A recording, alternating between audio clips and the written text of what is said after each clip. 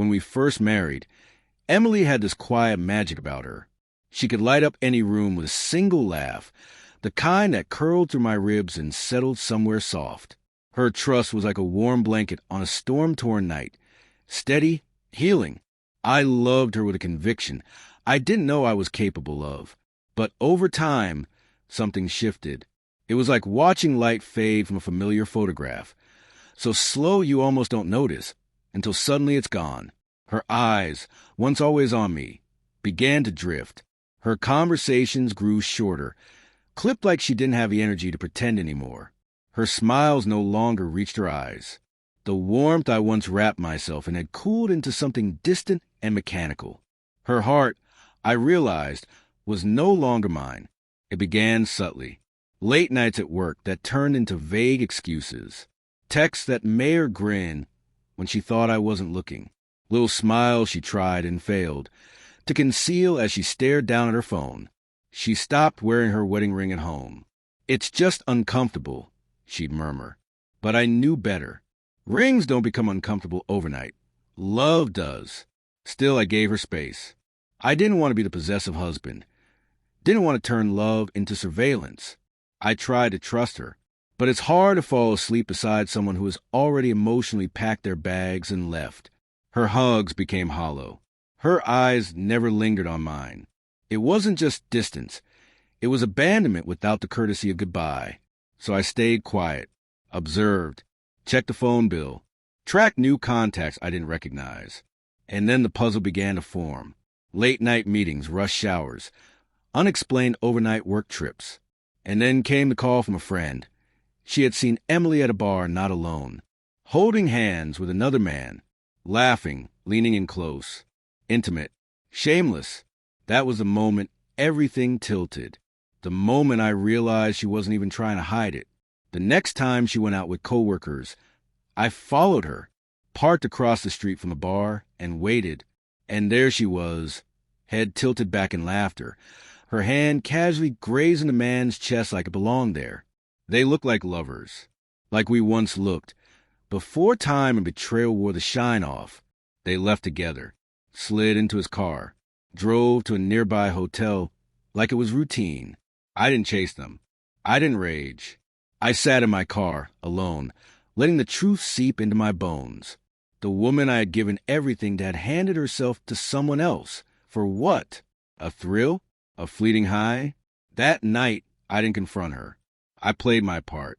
I greeted her with a soft kiss when she returned, pretending not to smell unfamiliar cologne, pretending her cheeks weren't still flushed from someone else's touch. I wanted her to think I was still blind, still oblivious. I wanted her comfortable, because I had a plan. Over the next few days, I met with a lawyer, found a private apartment, compiled evidence, photos, screenshots, GPS logs. Quietly, I removed myself from our joint accounts, from our entangled lives. I began unspooling myself in the marriage the way she had unraveled our vows, with indifference and deception. The night she went out again, she wore that glimmer in her eye. "Girls' night," she said, all sparkle and ease. I smiled and told her to enjoy herself. She kissed my cheek like it meant nothing, and walked out the door for the last time. Once she was gone, I moved fast, packed only what I needed: documents, clothes, the watch my grandfather left me, the one that still ticked faithfully even after everything else stopped. On the dining table, I placed her wedding ring in a sealed envelope. I looked around the home we built, the one she hollowed out with lies, and left. I didn't even lock the door. The letter inside the envelope was brief but deliberate. "Emily, I know. I saw you at the hotel. I saw you with him. I waited for you to tell the truth. You didn't. So here's mine. I'm done. You're free. No drama. No shouting. Just silence and the truth you refuse to speak." Inside were the photos, time-stamped, clear, the logs, the text, not to shame her, but to prove that I didn't walk away without cause. I wanted her to feel the weight of her choices, not from vengeance, but from clarity. At 4:03 a.m., my phone buzzed. "Where are you? What is this? Please come back." I didn't reply. I didn't need to. The letter had said everything I couldn't bear to repeat aloud. The next day, she called again, 10 times, left messages with a voice stained in panic and tears. It didn't mean anything. I was confused. Please, just talk to me. But confusion isn't betrayal. Cheating isn't a slip, it's a decision. And she made that decision repeatedly. Her friends tried to defend her, saying I was too distant, too cold, that I should have fought harder.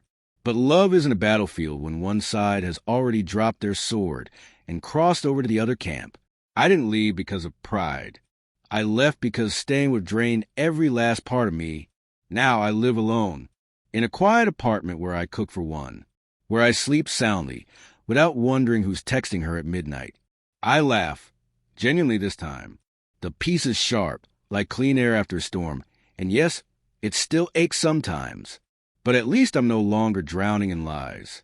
People ask if I miss her. Maybe I miss the version of her I once believed in. The woman who danced barefoot in the kitchen and whispered dreams into the dark. But that version of her, she disappeared long before our marriage ended.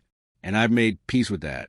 She came home that night smiling from someone else's bed, expecting warmth and routine. What she found instead was silence, a ring, and the undeniable truth of her reflection staring back from across an empty table. And what I left behind wasn't vengeance. It was something far more lasting. Clarity, a letter, a ring, and the kind of silence that speaks louder than any goodbye ever could.